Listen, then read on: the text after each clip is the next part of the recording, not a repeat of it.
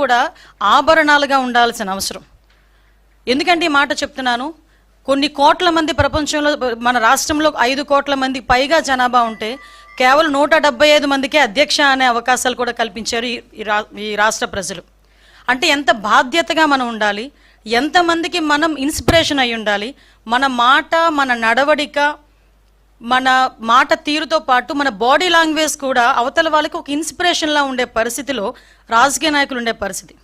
అటువంటి పరిస్థితుల నుంచి ఈరోజు పరిస్థితులు ఎంతగా దిగజారిపోయాయంటే, ఎస్పెషల్లీ జగన్మోహన్ రెడ్డి గారు, అదేవిధంగా వాళ్ళ పార్టీ మనుషులు కానీ వాళ్ళ పార్టీ కార్యకర్తలు కానీ చేస్తున్న వ్యవహారాలు చూస్తూ ఉంటే ఒక్కొక్కసారి రాజకీయాలు ఇంత దిగజారిపోయాయా అనిపిస్తూ ఉంటుంది.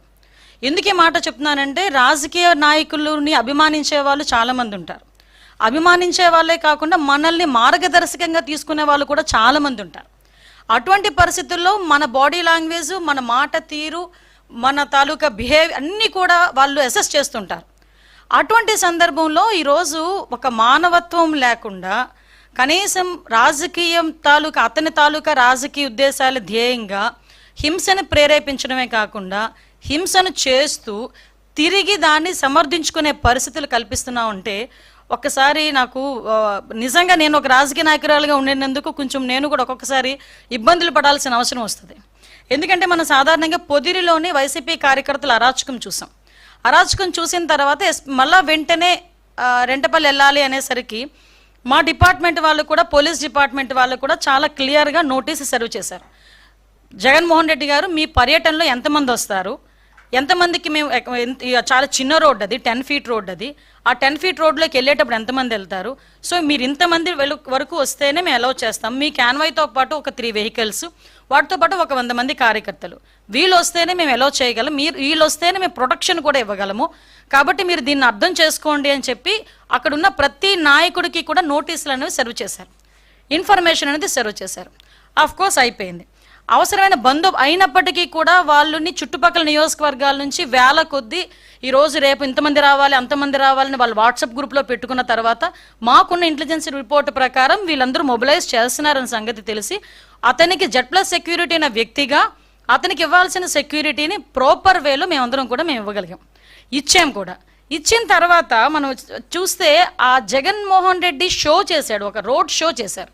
అతను వెళ్ళేదేమో ఒక పరామర్శకి వెళ్తున్న వ్యక్తి రోడ్ షో చేస్తున్నాడు. ఇంచుమించుగా అతని ఇంటి దగ్గర నుంచి, తాడేపల్లిలో అతని ఇంటి దగ్గర నుంచి 10:30కి స్టార్ట్ అయిన వ్యక్తి సాయంత్రం 4 గంటలకి ఆ రెంటపల్లి వెళ్ళారంటే ఒకసారి ఆలోచన చేయండి, ఎంత స్లోగా మూవ్ అయ్యి ఎంత రోడ్ షో చేసుకుని ఆయన వెళ్ళారో ఒక్కసారి జనాలు కూడా అర్థం చేసుకోవాలి.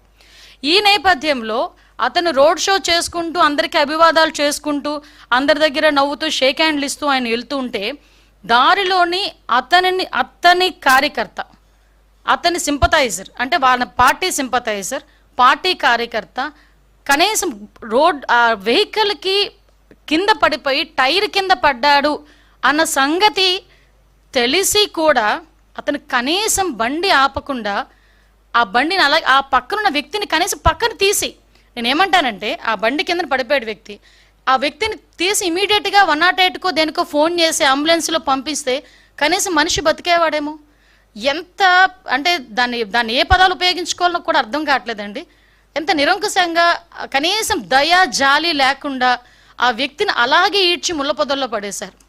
తర్వాత అతన్ని చూసి పోలీస్ డిపార్ట్మెంట్ వాళ్ళు 108కి ఫోన్ చేసి ఇమీడియట్గా డిపార్ట్మెంట్ వాళ్ళు హాస్పిటల్కి పంపిస్తే హాస్పిటల్కి వెళ్ళిన తర్వాత అతను చనిపోయాడని డాక్టర్స్ చెప్పడం జరిగింది. కనీసం అతను ఆ కార్ కింద పడిన తర్వాత అయినా ఇమీడియట్గా హాస్పిటల్కి పంపించి ఉంటే ఆ మనిషి బతికేవాడు కదా. అంటే ఇంత దారుణంగా, ఇంత దాన్ని ఏమంటారంటే కనీసం జాలి దయ లేకుండా కూడా మనుషులు ఉంటారా? మనిషి జన్మకి ఒక అర్థం ఉంటుంది, దేనంటే ఒక జాలి దయ, ఎమోషన్స్ ఇవన్నీ ఉంటాయి. ఏ ఎమోషన్స్ లేని కాకిలా అంటే ఒక కాకి చచ్చిపోతే 100 కాకులు వస్తాయి. ఒక రోడ్డు మీద ఒక కుక్క చచ్చిపోతే 4-5 కుక్కలు వచ్చి కనీసం తీసి పక్కన పెట్టినంత వరకు అక్కడే చుట్టూ తిరుగుతూ అరుస్తూ ఉంటాయి. అలాంటిది సాటి మనిషి, దట్టు వైసీపీ కార్యకర్త, నీ మీటింగ్ గురించి, నీ ర్యాలీ గురించి నువ్వు పిలిస్తే వచ్చినవాడు, దళితుడు, నీ కారు కడ్డంగా నీ కారు టైర్ కింద నలిగిపోతే తీసి హాస్పిటల్కి తీసుకెళ్ళగలిగే లేనంత దౌర్భాగ్యమైన పరిస్థితిలో ఈరోజు జగన్మోహన్ రెడ్డి ఉన్నాడా? అంత నిర్దయగా జగన్మోహన్ రెడ్డి ఉన్నాడా? అంటే అతనికి జగన్మోహన్ రెడ్డి రాజకీయ లబ్ధి తప్పించి మనుషుల ప్రాణాలంటే లెక్కలేదా? ఇంత ఉన్మాద పరిస్థితిలో కూడా రాజకీయ నాయకులు ఉంటారా? నిజంగా నాకైతే చాలా ఆశ్చర్యం అనిపిస్తుందండి. ఇలాంటి సిచ్యువేషన్ నుంచి తన నిర్లక్ష్యంగా ఇద్దరు చనిపోయారు. అతని నిర్లక్ష్య కారణంగా ఆ రోజు సింగయ్య మళ్ళీ ఇంకొక అబ్బాయి రెడ్డి ఇద్దరు చనిపోయారు. ఇద్దరు చనిపోయినా కూడా తన పర్యటన కొనసాగిస్తూనే ఉన్నాడు. విషయం ఏంటంటే ఇందులోని మనందరం కూడా ఆలోచించాల్సింది ఏంటంటే, సంవత్సరం క్రితం బెట్టింగ్ ద్వారా డబ్బులు కోల్పోయి ఆత్మహత్య చేసుకున్న, ఇక్కడ మీరు అర్థం చేసుకోవాలి, సంవత్సరం క్రితం జూన్ 4th అతను ఆ బెట్టింగ్లో పోయి జూన్ 9వ తారీఖున ఎప్పుడో చనిపోయిన వ్యక్తి, 2024లో చనిపోయిన వ్యక్తికి సంవత్సరం తర్వాత పరామర్శ చేయటానికి ర్యాలీగా వెళ్తూ ఉంటే మధ్యలో దారిలో 2 ప్రాణాలు పోతే ఆ 2 ప్రాణాల గురించి ఆలోచన చేయకుండా సంవత్సరం ముందు పోయిన ప్రాణం గురించి ఒక విగ్రహం కట్టించి ఆ విగ్రహానికి దండేయడానికి వెళ్ళాడంటే ఒక్కసారి ఆలోచించండి అతని తాలూకా నైజం ఎలాంటిదో. ఇదే సేమ్ పందాలో వాళ్ళ బాబాయ్ హత్య గురించి ఒకసారి మనం ఆలోచన చేసుకుంటే, గొడ్డలి వేటు గురించి ఒక్కసారి మనం ఆలోచన చేసుకుంటే పరిస్థితి ఏంటన్నది ఆలోచించవచ్చు. కోడికత్తి డ్రామా, ఆ దళిత బిడ్డ ఈ రోజుకి కూడా ఆ స్త్రీని ఇప్పటికీ కూడా ఇబ్బందులు పడుతూనే ఉన్నాడు. గులకరాయి డ్రామా, అంటే ఏదో రకంగా అంటే సీఎం కుర్చీలో కూర్చోవాలనే ధ్యాస తప్పించి మానవత్వం లేకుండా చేసే పరిస్థితి ఈరోజు మనందరికీ కూడా కనిపించే పరిస్థితి వస్తుంది. నేనేమంటానంటే అప్పటికీ కూడా ఇంకా సమర్థించుకోవడం ఎంత దారుణంగా సమర్థించుకుంటున్నాడంటే, వాళ్ళ నాయకులందరూ బయటకు వచ్చి ఇదేదో మార్ఫింగ్ చేశారు, ఇలా చేశారు, అలా చేశారని క్లియర్గా వీడియోలో కనిపిస్తుంది. సింగయ్య అనే దళితుడు ఆ కారు కింద పడి నలగడం క్లియర్గా కనిపిస్తూ ఉంది. ఇటువంటి పరిస్థితుల్లో కూడా కనీసం ఆపకుండా వెళ్ళిపోయే పరిస్థితి కనిపించింది. అంటే చాలామంది జగన్మోహన్ రెడ్డి గురించి అతను మాట్లాడితే బయటకు వచ్చి విలువలు, నీతి, నిజాయితీ, జాలి, దయ ఇలాంటి పదాలు కొన్ని జగన్మోహన్ రెడ్డి నోట్లోంచి రాకూడదండి. ఎందుకంటే ఈరోజు అటువంటి ఆ మాటలు మాట్లాడడానికి కూడా పూర్తిగా అర్హత లేనివాడు జగన్మోహన్ రెడ్డి. అటువంటి వ్యక్తి ఈరోజు పైగా దాన్ని సమర్థించుకోవడం ఏంటి? నిజంగా యాక్సిడెంటల్ పడ్డాడు అనుకుంటే వెంటనే బయటికి తీసి ఒక హాస్పిటల్కి పంపించుంటే ఒక నిండు ప్రాణం బతికేది. ఈరోజు ఆ కుటుంబానికి సింగయ్యని తీసుకొచ్చి ఇవ్వలేడు కదా. ఆయనైతే చక్కగా ప్రయాణం అంతా చేసుకుని ఆ విగ్రహం ఆవిష్కరణ చేసుకుని మళ్ళీ ఇంటికి వచ్చి హ్యాపీగా కూర్చున్నాడు. 2 ప్రాణాలు పోయినాయి, ఆ 2 ప్రాణాలని తీసుకొచ్చి ఇచ్చేవాడు కాదు కదా. అంటే బయటకు వచ్చి ఒక అతను అంటాడు, ఎవడో మా కార్యకర్తే కదా చచ్చిపోయాడు. అరే మీ కార్యకర్త చచ్చిపోయిన మనిషి, అక్కడ మనిషి చనిపోయాడన్న సంగతి మీకు ఎందుకు గుర్తు రావట్లేదు? ఆ మనిషి చనిపోవడానికి కారణం ఆ నాయకుడే అన్న సంగతి ఎందుకు గుర్తు రావట్లేదు? మళ్ళా పైగా దాన్ని సమర్థించుకునే పరిస్థితి మనం అందరం కూడా చూస్తూ ఉంటే సమాజంలోని హింసను ప్రేరేపించే పరిస్థితి. ఎంత దారుణంగా హింసను ప్రేరేపిస్తున్నాడండి. అంటే ఒక నేరస్తు చాలా సందర్భాల్లో గౌరవ చంద్రబాబు నాయుడు గారు ఒక మాట అంటారు, సీఎం గారు ఒక మాట అంటారు, రాజకీయ ముసుగులో ఉన్న ఒక నేరస్తుడు. ఎస్, ఆ పదానికి ప్రాపర్ యాప్ట్ ఎవరంటే జగన్మోహన్ రెడ్డి. ఒక రాజకీయ నేపథ్యం ఉన్న వ్యక్తి రాజకీయ ముసుగులో ఉంటే ఎలాంటి అనర్థాలు దారితీస్తాయో ఇప్పుడు జగన్మోహన్ రెడ్డి పర్యటనలు కూడా అలాగే మనం చూస్తున్నాం. మీరు ఒకసారి అబ్జర్వ్ చేయండి, సత్యసాయి జిల్లాకి ఒక పరామర్శకి పోయాడు. ఆ రోజు అలాగే హెలికాప్టర్ దగ్గర రచ్చ చేశారు వైసీపీ కార్యకర్తలు. తర్వాత హెలికాప్టర్ ఏదో పని చేయట్లేదు, ఏదో సాంకేతిక లోపం ఉందని బై రోడ్ వెళ్తూ ఓ పెద్ద రోడ్ షో చేసుకొని వెళ్ళాడు. తర్వాత మనకి పొదిలి వెళ్ళారు, రైతుల గురించి అని చెప్పేసి వెళ్ళారు.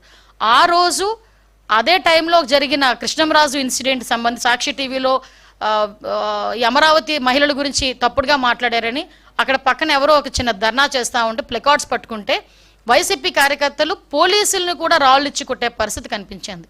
ఇలాంటి నేపథ్యంలో చాలా క్లియర్గా మనకి ఈ రెంటపల్లి వెళ్ళేటప్పుడు మా ఎస్పీ గారు చాలా క్లియర్గా చెప్పారు, సార్ ఇంతమంది వెళ్ళేటప్పుడు మేము ఇబ్బంది పడతాం, Z+ సెక్యూరిటీ ఉన్న వ్యక్తికి ప్రొటెక్షన్ ఇవ్వాలంటే ఆ రోడ్లో పనికిరాదు, సో మీరు కొంచెం మాకు సహకరించండి అని చాలా క్లియర్గా చెప్పినప్పటికీ అతను ఈరోజు బల ప్రదర్శన అనుకున్నాడు. అంటే ఒక పరామర్శకి వెళ్ళేటప్పుడు కనీసం మీకు విషయం చెప్పనండి, అంటే ఇక్కడ సందర్భం బట్టి చెప్పాలి కాబట్టి చెప్తున్నా. లోకేష్ బాబు గారు ఆయన రాజకీయంలోకి వచ్చి ఎన్ని సంవత్సరాలు ఏందో మీకు తెలుసు. ఏదైనా పరామర్శకి వెళ్ళినప్పుడు ఎవరైనా వచ్చి సెల్ఫీ అడిగితే ఏమంటారో తెలుసా ఆయన, ఇది సందర్భం కాదు బాబు సెల్ఫీ తీసుకోవటానికి, నేను వచ్చింది పరామర్శకి, నేను ఇంకేదైనా మీటింగ్కి వచ్చినా లేకపోతే ఇంకో ప్రోగ్రామ్కి వచ్చినా కంపల్సరీ సెల్ఫీ ఇస్తా అని ఏదైనా మామూలు ప్రోగ్రామ్కి వస్తే వచ్చిన ప్రతి కార్యకర్తకి కూడా 2000 మంది ఉన్నాయండి 3000 మంది నుండి సెల్ఫీ ఇచ్చి వెళ్తాడు. అది లోకేష్ గారి తాలూకా రాజకీయ పరిణితి. అది ఇతగాడు ఈరోజు రాజకీయంలో కొత్తగా వచ్చిన వ్యక్తి కాదు కదా. వాళ్ళ నాన్నగారు ఉన్నప్పటి నుంచి కూడా రాజకీయాల్లో ఉన్నాడు ఆయన. వాళ్ళ నాన్న ఒక ముఖ్యమంత్రి చేసిన వ్యక్తి.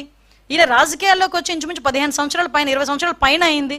అటువంటి వ్యక్తి కనీసం ఒక మనిషి ప్రాణం గురించి, సొంత వైసీపీ కార్యకర్త ప్రాణం గురించి కూడా ఆలోచన చేయకుండా పక్కకి ఈడ్చిన ట్వీట్ చేసి అతని ప్రోగ్రామ్ని ముందుకు నడిపించుకున్నాడంటే